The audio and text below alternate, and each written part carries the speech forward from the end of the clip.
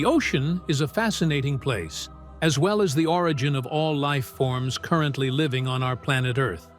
With its many landscapes, like the colorful and lively coral reefs of the Red Sea, the mysterious and still unknown deep sea, sunken ships almost calling to be explored, dark caves only dared to be entered by the most skilled divers, and the seemingly endless horizon on top.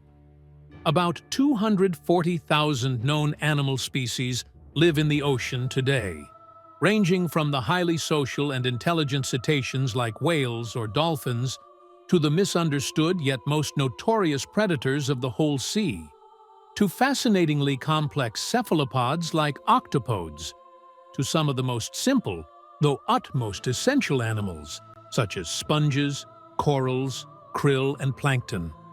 Unfortunately, this gigantic habitat and all its inhabitants are at the begin of an unrelenting challenge.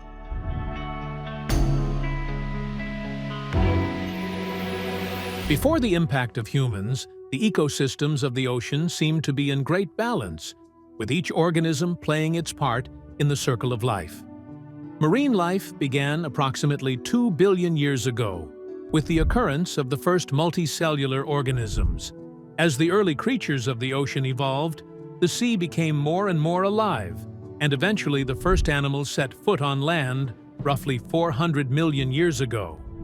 Today, there are estimated to be 3.5 trillion fish alone living in the ocean, so the importance of maintaining a balanced environment for all these creatures is clearly, undeniably high. To showcase this further, let's look at what an example of an ecosystem can look like. For aquatic organisms, the most important thing they rely on is, of course, water. The water contains many chemical constituents, which make aquatic life possible.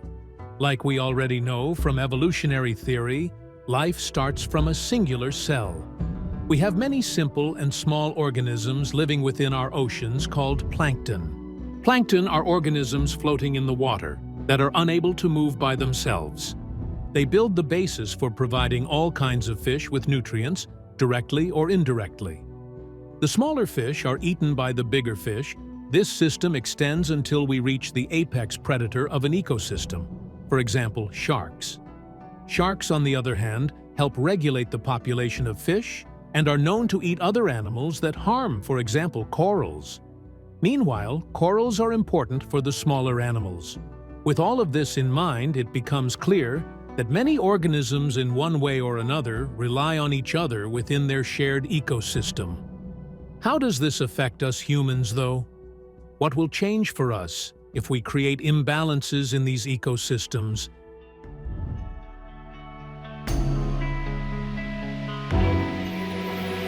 Humans had a massive breakthrough, inventing and building more mechanics and technologies than ever before with the begin of the Industrial Revolution about 1.5 centuries ago.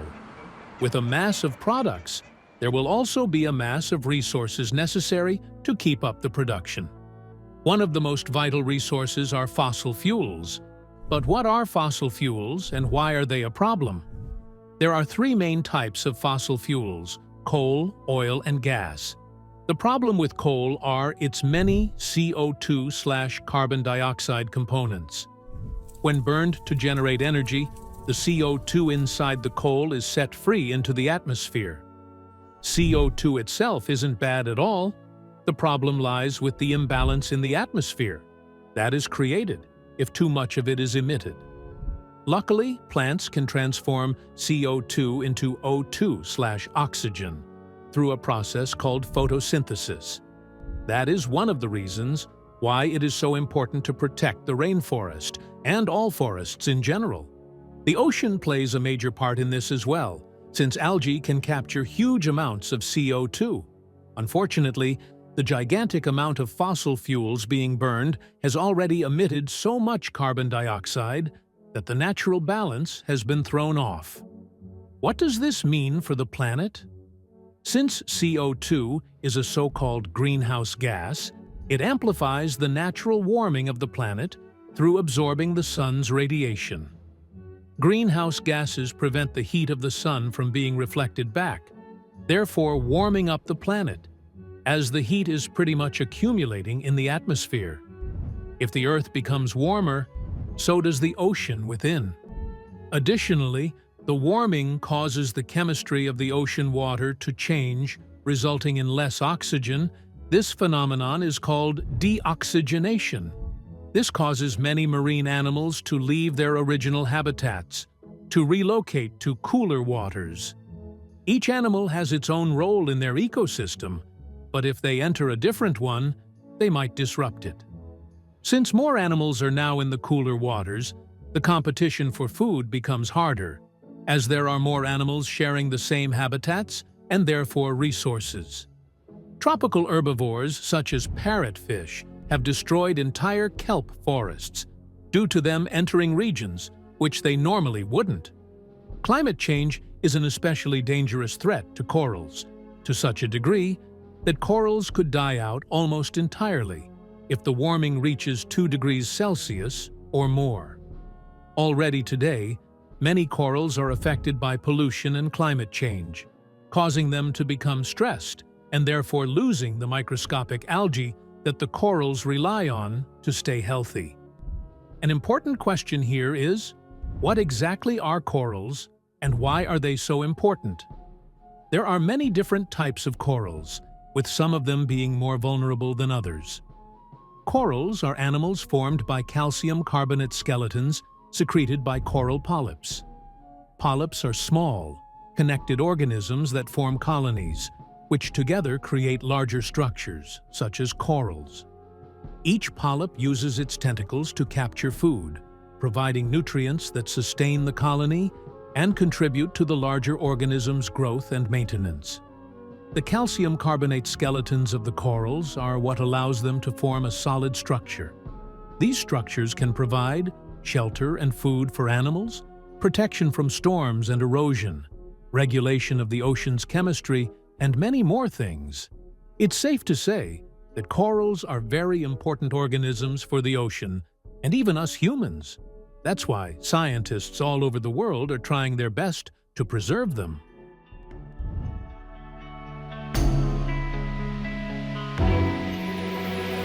As the temperature is rising, the ice melting and the seawater expanding, more and more land is becoming uninhabitable for land animals.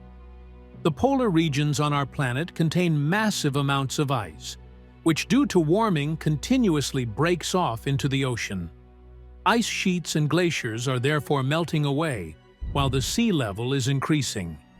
This can cause more extreme weather and amplify natural disasters like flooding and hurricanes. Climate change is a complex phenomenon, so it's important to note that there are many different factors to how the climate and the ocean are directly affected by it. There are multiple scenarios we should look at to understand what will happen in the future, depending on the amount of emission we cause. If humans manage to reach negative emissions, so not only stopping all the current greenhouse gas emissions, but also removing some of them, then the sea level might rise up 20 to 50 centimeters by 2100. While being a very optimistic scenario for our future, this amount of increase could be devastating for people living in coastal areas.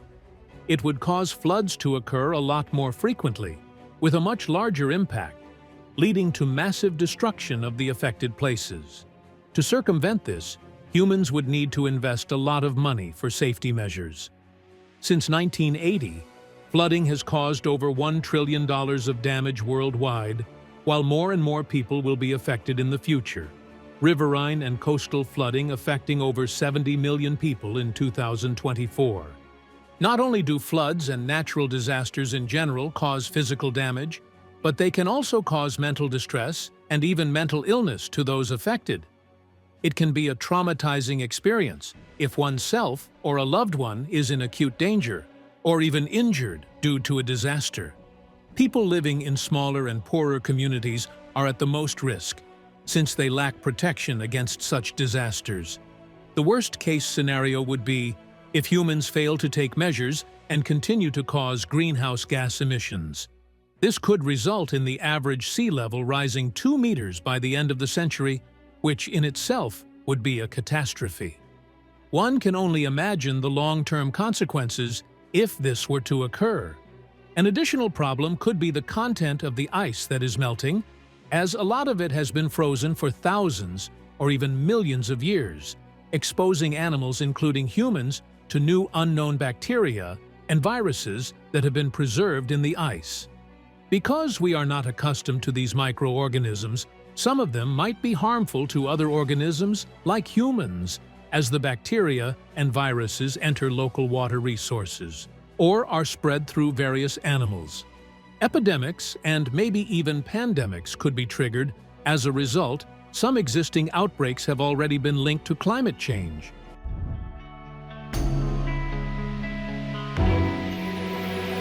To reduce greenhouse gas emissions, humans need to switch from fossil fuels to sustainable resources like renewable energy, as well as improving energy storage. Solar, wind, and hydropower are all ways to produce renewable energy, and there are already many projects in the world to expand these fields. The goal is to only use resources that we don't run out of, we can always reuse, and are climate neutral. That's why many scientists are looking for biodegradable alternatives to plastics, since plastics cause too much pollution and can only be recycled once before they are burned, which ultimately causes emissions. An important step humans can take is to reuse as many things as possible and implement various forms of deposit return systems. These systems allow consumers to return, for example, plastic bottles back to the stores, so the bottles can then later be cleaned and reused. To ensure that consumers will bring the bottles back, the bottles are made to cost a little bit more, and to get that small surcharge back, consumers put the bottles in a specific machine at a given store. One of the biggest challenges when it comes to stopping greenhouse gas emissions is transportation, as it makes up around 23% of all emissions caused. The main issue is that we don't have an ideal alternative when it comes to sustainable fuel for automobiles, planes, and ships.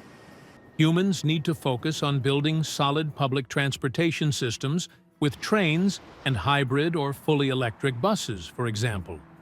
Car infrastructure should also be replaced with pedestrian and bicycle-friendly infrastructure as much as possible.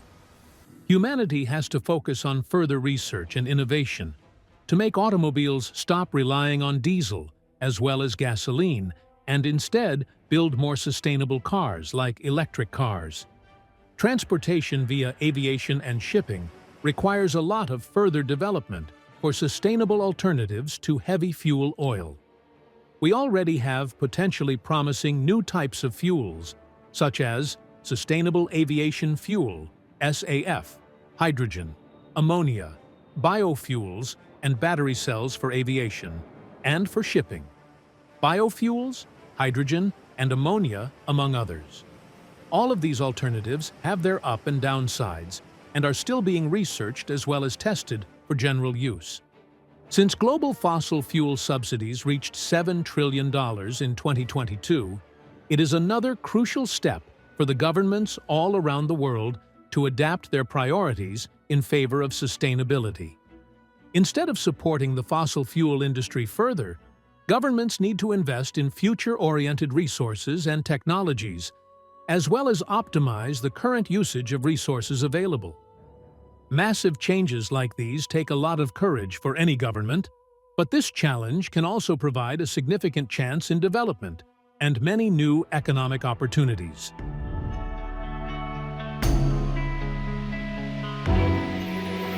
As regular citizens, the state of the world is not our fault, and we can feel powerless when it comes to worldwide problems like climate change. From a subjective perspective, it seems like everything is just progressively getting worse, while we are troubled by the decisions people in power make or refuse to make. One person can, for the most part, not have a significant impact on the entire world. That's why we all have to work together to combine our small individual influences into a large one. Just like humans are composed of singular cells to create a complex and massive organism, we can participate in community-based efforts to be able to cause greater change. Why would we want to bother to change, though? We need politics and the economy to change, since they are the ones making the important decisions. The problem here is, political parties feel like they can't make the important changes mentioned, because it would put an initial toll onto the economy and the people that would last for years. For example, in Germany, the most significant political parties cannot come to agreements due to vastly differing opinions, hindering any important development in relation to climate change. If we replace the coal industry, for example, with other industries, such as the renewable energy industry, many people working for the coal industry would lose their job. This, of course, applies to multiple large sectors in our economies, and would likely cause especially the working class to become very worried or downright unhappy, as the people are scared to lose their standard of living and financial security. If the people become unhappy under the leadership of the current political party, they are likely not going to vote for that party again, but vote for someone promising them quick solutions to their individual problems. Additionally, if people become fearful of the future, they might be less likely to demand the rational and realistic long-term solutions that humans as a collective need. In many countries, politics are very connected to the economy. Politicians and individual political parties sometimes work closely together with different companies, so those politicians are very unlikely to make decisions that would negatively affect the companies that they work with.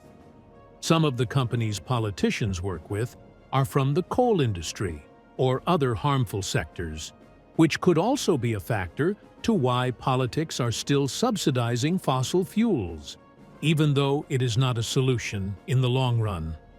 Western countries also rely too much on China and Russia as economic partners, hence why Europe, for example, should focus on strengthening their trading and transport within Europe instead, by utilizing the opportunities of new markets centered around sustainability.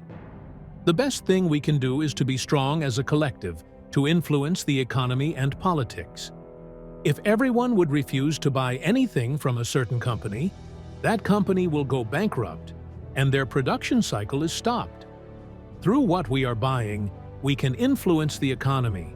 So if we do that as a big collective as thousands, hundred thousands, or even millions, it is possible to shift the economy into a more sustainable future.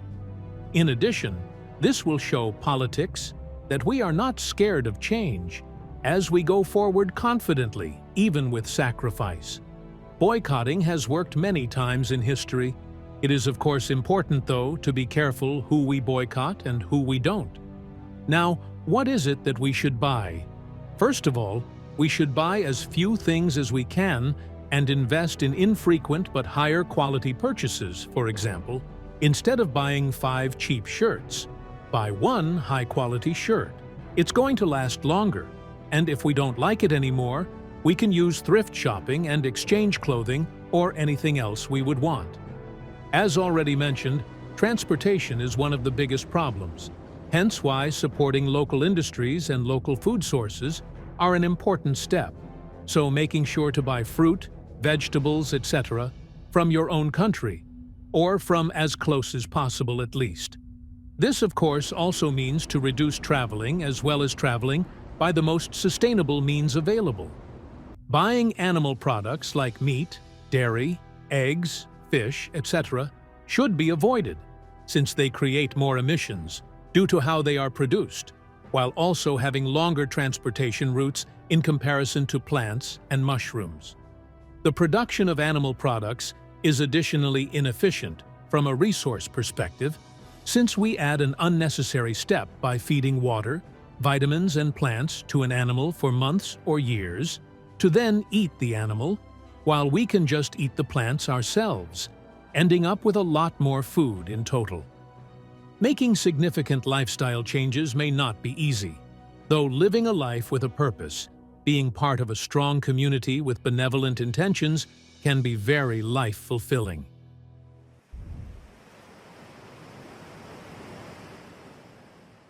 Climate change is a big challenge for everyone, that is already affecting countless of organisms on planet Earth. We do have solutions, though, as scientists, activists, and many more people are giving their everything to protect the planet by supporting innovation and protesting for a sustainable and safe future. By organizing together as a big collective, it is possible even as a single individual to be of significance, which in itself can make one feel more hopeful of what is to come. There are many more areas affected by climate change that weren't mentioned in this video, so it is recommended to the viewer to seek further information by themselves and to also check out the sources in the description. This video was made for educational purposes, viewing climate change in different perspectives and highlighting realistic solutions. Feel free to share the video with others and engage in rational as well as respectful discourse. Have a great day.